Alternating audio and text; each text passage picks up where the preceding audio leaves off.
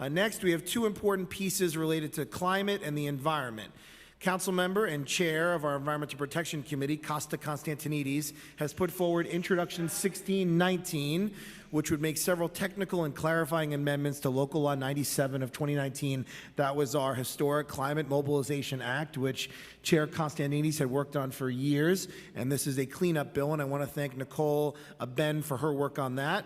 And next is Resolution 864A, sponsored by Councilmember Ben Kalos, which would declare an emergency, a climate emergency, and it calls for accelerated actions to address the full range of ecological threats we are facing. San Francisco and other cities around the world have already issued climate emergency declarations, and New York City joins those cities today. I want to thank the staff that worked on this, Nadia Johnson, Ricky Chawla, and Samara Swanson. My name is Councilmember Ben Kalos. I believe in climate change. I believe that humans have caused climate change, and I believe that we have a climate emergency. We must activate across all sectors on a scale we haven't seen since World War II in order to prevent this, the sixth mass extinction on our planet. Today, we vote on Resolution 864 to join over 657 other countries, cities, towns, and villages worldwide to declare a climate emergency. We are standing up to climate change deniers, including Donald Trump, who's called climate change a hoax and withdrew our country from the Paris Climate Accord. Today, New York City will be the largest city in the world to declare a climate emergency. Take that, London. I want to thank Environmental Protection Chair Costa Constantinides for being a co-prime sponsor on this resolution and for scheduling a hearing within a month right after passing the groundbreaking historic Climate Mobilization Act. Thank you to a bunch of staff and all of the advocates. I'm out of time. Thank you, Councilmember Kalos. We now have Councilmember Constantinides.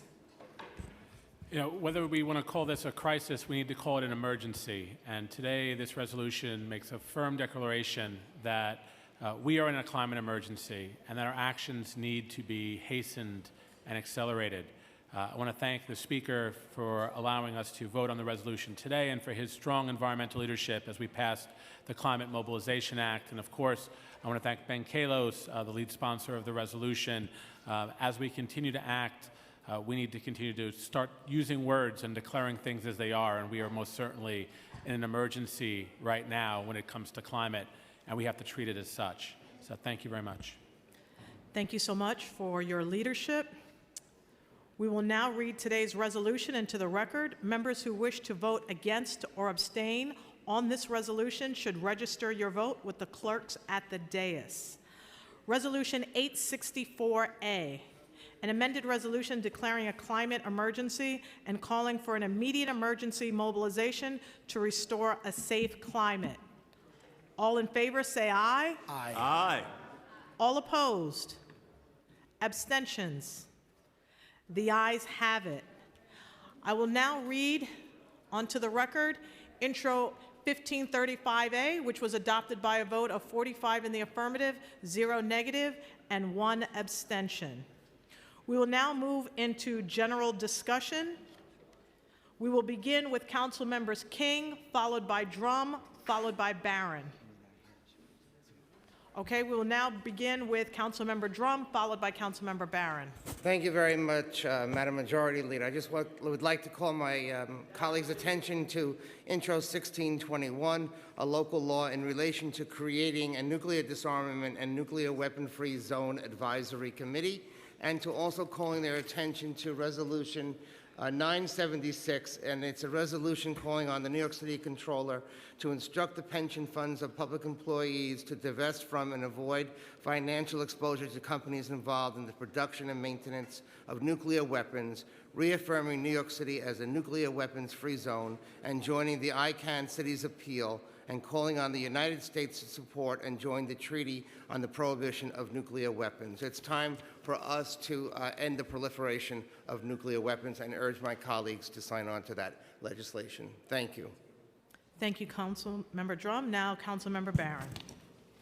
Thank you. I just want to call my colleagues' attention to Resolution 975. As we know, this is Black History Month, And we are talking about the importance of history as a part of our culture and carrying positive messages. And what this resolution does, it calls on the FCC to enforce its regulations that it has against the broadcasting of profane, obscene, and violent lyrics in songs. It's prevalent, and we are calling on the FCC to follow their own restrictions and place a ban on those stations that do not agree and follow with the regulations. Thank you. Thank you, Councilmember Barron. And just want to close with wishing, many of you have gotten a chance to know Crystal Hudson on my team, who is my Chief Operating Officer, will be leaving today to work with First Deputy Public Advocate Jamani Williams, and she will be working with Jamani Williams moving forward as the First Deputy Public Advocate for Community Engagement.